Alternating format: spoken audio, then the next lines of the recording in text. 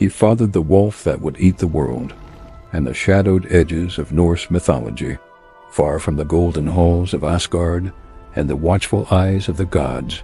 There existed a union that was never meant to be known, a union born not of love or duty, but of inevitability, curiosity, and quiet defiance. For Loki, the trickster god who walked freely between order and chaos, chose not a goddess of Asgard, but a giantess of Jotunheim, Angrboða, whose very name whispered danger and foreboding.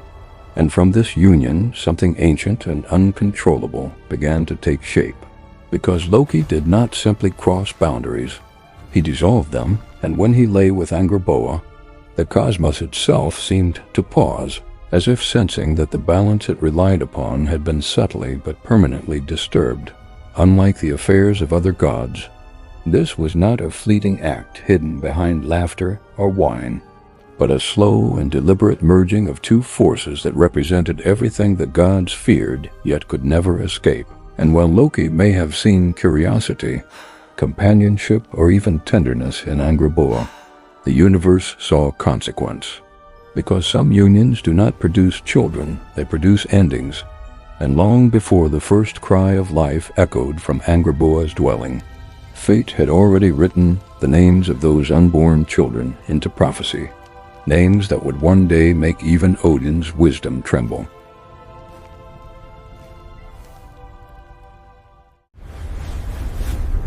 Unveil the legends. Fenrir, the wolf who learned to hate.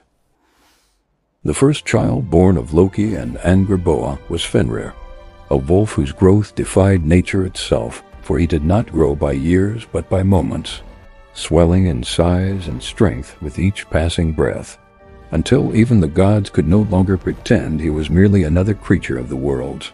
And though Fenrir began as a cub, curious and playful, in a way that almost softened the hearts of those who watched him, the gods felt something colder beneath their curiosity, an instinctual fear that whispered that this wolf was not learning from the world, but preparing for it. Odin, who had sacrificed an eye for knowledge, knew the danger long before it manifested, for prophecy spoke clearly of Fenrir's role at Ragnarok, the day when gods would fall and the world would burn. And yet even knowing this, the gods hesitated, because Fenrir was still Loki's son, still a living being, still innocent of the destruction he was destined to cause. And so they chose delay over action, believing that chains could solve what courage could not. But Fenrir was not deceived by kindness or games, and when the gods bound him under the pretense of trust, asking him to prove his strength again and again, something within the wolf shattered, because betrayal cuts deeper than violence. And when Fenrir realized that the gods feared him, not for what he had done, but for what he would become, his rage became personal, his hatred focused. And from that moment onward, Fenrir did not merely wait for Ragnarok, he longed for it, knowing that when the final battle came, his jaws would close around Odin himself, fulfilling a destiny forged as much by fear as by fate. Jörmungandr, the serpent that encircled the world. The second child was no less terrifying, though his terror lay not in rage but in inevitability, for Jormungandr, the Midgard serpent, was cast into the great ocean that surrounded the human world, and there he grew silently and endlessly, until his body stretched so vast that it encircled the entire realm of Midgard, his tail meeting his jaws in an eternal loop, as if the world itself had been caught inside a living boundary it could never escape. The gods believed exile would weaken him, that distance would make him irrelevant, but distance only gave Jormungandr room to become exactly what prophecy demanded, a living symbol of cosmic tension, holding the world in place not through mercy, but through pressure. And while humans lived unaware above the waters, beneath the waves the serpent waited, coiled around continents, feeling every tremor, every storm, every whispered change in fate. Thor alone dared challenge him. And when God and serpent met, The clash shook sky and sea alike, not because either could truly win, but because their conflict was not meant to be resolved until the end of time. For Jormungandr did not exist to destroy the world early, but to ensure that when Ragnarok came, the world would finally be released from its fragile balance, collapsing inward as serpent and thunder gods struck each other down, proving that Loki's legacy was not chaos without purpose, but chaos with perfect timing. Hel, the queen who ruled without mercy or malice.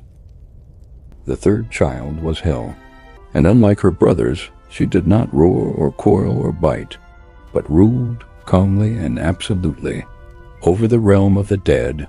And when the gods first saw her, they were unsettled not by her power, but by her appearance. For half of her was vibrant and alive, while the other half bore the pallor of death, as if she stood permanently between two states of existence, belonging fully to neither.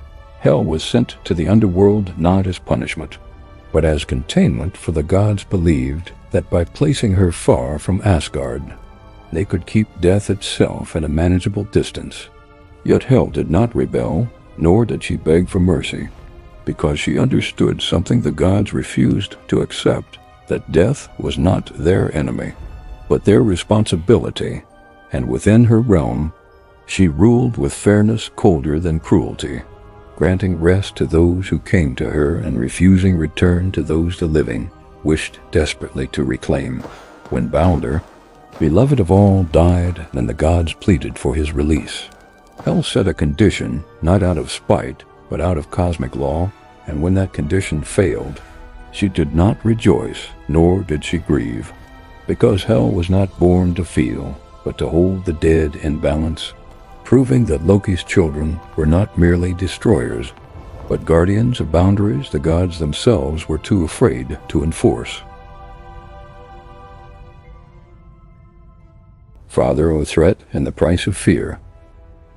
When Odin learned of Loki's children, fear guided every decision that followed, and one by one, the gods chose containment over understanding, exile over guidance, and chains over compassion, believing that by controlling the children, they could erase the future written in prophecy.